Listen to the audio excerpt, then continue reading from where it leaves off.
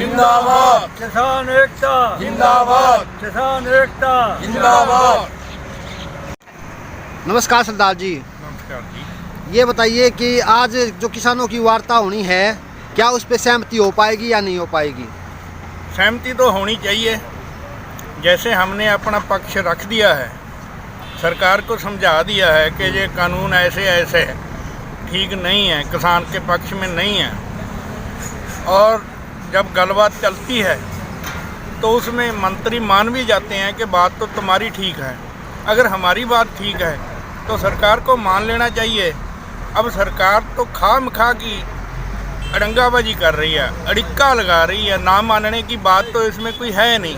अगर हमारे पक्ष में होता तो हम सब पढ़े लिखे हैं, कोई ऐसी बात नहीं है कि हमको समझ ना आए, तो हम भी मान जाते कि भाई ठीक है, हमारे पक्ष में है। वो तो ज़माना गया। अब सरकारें किसान को देने की नहीं है कुछ भी, किसी को भी, मजदूर को भी, छोटे मोटे कारोबारी वाले को भी, और जो व्यापारी है उसको भी, छोटी मोटी नौकरी करने वाले को भी। आप नहीं देखते जो 40,000 की नौकरी थी अभी 12,000 दे रहे हैं, ठेके पे रख रहे हैं। कल को और भी ऐसे ही होएगा, सब कुछ पुलिस फौज के साथ भी ऐसे ही होएगा।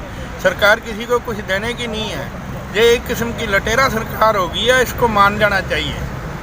अभी जो आज वार्ता हो रही है 2 बजे, हाँ। अगर वो वार्ता सफल नहीं हो पाती, 2 मुद्दे हैं, जो एक MSP का है और किसान कानून रद्द करवाने का है।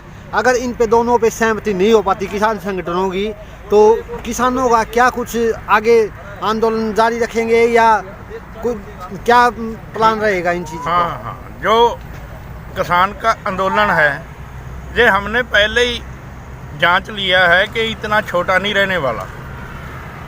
1907 में यही कानून अंग्रेज सरकार ने पास किए थे। उस समय सरदार भगत सिंह के चाचा अजीत सिंह, उसके बाप किशन सिंह, उन्होंने ये संघर्ष लड़ा था, और ये संघर्ष 9 महीने तक चला था। अभी तो 2-3 महीना हुआ, दिल्ली में तो 1 महीना हुआ। हम लंबा चलेंगे, कोई बात नहीं। आगे गेहूं की कटाई आ जाएगी, उस टाइम थोड़ा मतलब उधर जो हमारा इकट्ठ है वो छोटा रह सकता है। आगे फिर हम शुरू कर देंगे। हम कभी रुकने वाले नहीं हैं। ऐसा ही चलेगा, लंबा चलेगा जितनी देर सरकार नहीं मानेगी। आप नहीं देखते पूरे हिंदुस्तान का, मैं माफ़ी चाहता हूँ, हिंदुस्तान नहीं बोलना चाहिए, पूरे भारत का किसान एकजुट हो गया। आज हम शाहजहाँपुर बॉर्डर से आ रहे हैं, उधर भी किसान रुका हुआ है जो राजस्थान का है। इधर टिगरी बॉर्डर, सिंघू बॉर्डर पे पंजाब का, हरियाणा का किसान रुका हुआ है। यूपी का किसान उधर किला बॉर्डर में रुका हुआ है। तो दिल्ली को चारों तरफ से किसान बैठे हैं। तो जो सरकार उसकी बात नहीं सुन रही, तो क्या जनता की सरकार है या कारपोरेटरों की सरकार है?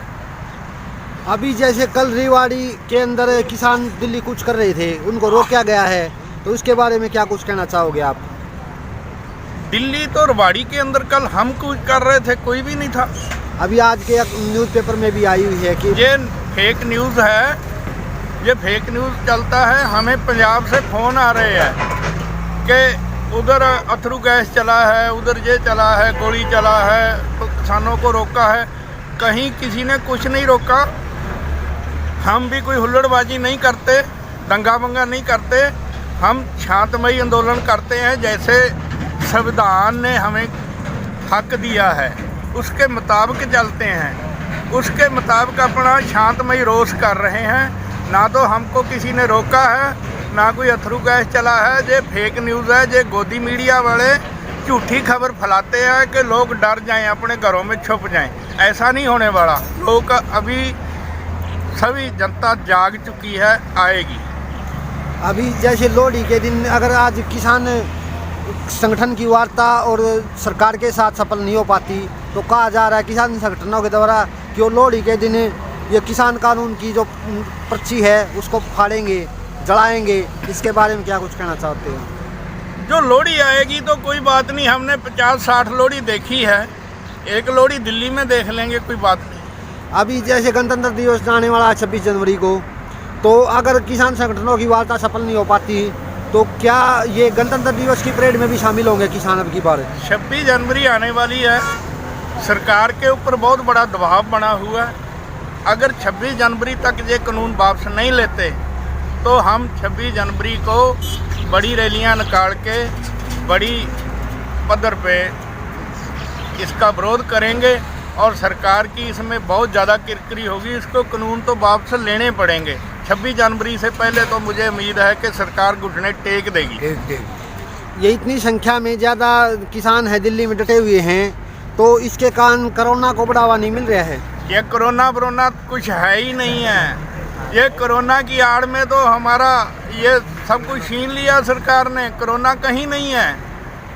सरकार का हमसे ये सब कुछ छीनने का, हमारे कारोबार, हमारे बाबे नानक ने हमें किर्त का स्नेह दिया था, हमसे किर्त भी छीनी जा रही है। ये कोरोना की आड़ में सब कुछ हुआ। अभी जैसे इतनी संख्या में किसान दिल्ली के अंदर डटे हुए हैं, तो उनको खाने के लिए रोटी और इनके लिए जो पैसा चाहिए इतनी संख्या में लोगों का, वो पैसा कहाँ से आता है, फंडिंग कहाँ से आता है? दो बातें हैं, एक तो खाना, एक पैसा। पैसा खाने के लिए चाहिए, खाना ये हमारा भाई है हरियाणा वाला। इधर से हमें उधर दूध, पानी, लकड़ी, आटा, सब्जी, लून मिर्च, चीनी, चाय, झाड़ू बुहारी, तीली, टूथपेस्ट, बुरश, साबुन सब कुछ मिल रहा है। ये हमारा भाई हमें दे के आ रहा है। इधर से गाड़ी भर के ले जाते हैं संतरे की, केले की, उधर बांट के आते हैं डेली। इतनी आती है हम खा नहीं पाते। ये हमको दे के आते हैं, जितना उसमें से बच जाता है हम दिल्ली के गरीबों को बांट देते हैं। अरे कौन सा खाने का प्रॉब्लम है? और पैसे की बात मैं कहूँ तो ये पहले मोदी बताए कि एक चाय बेचने वाला आदमी जहाज कहाँ से लाया भाई।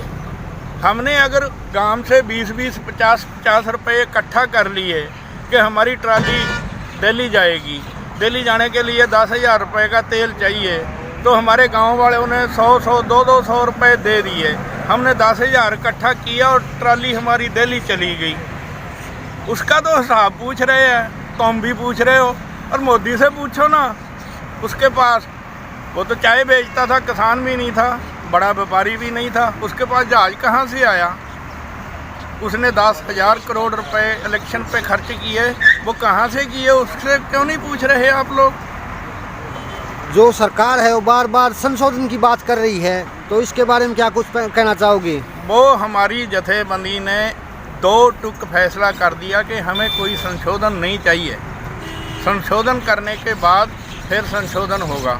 क्या फिर हम फिर आंदोलन करेंगे? इसलिए हमें संशोधन नहीं, ये कानून रद्द होने चाहिए। ये चाहिए।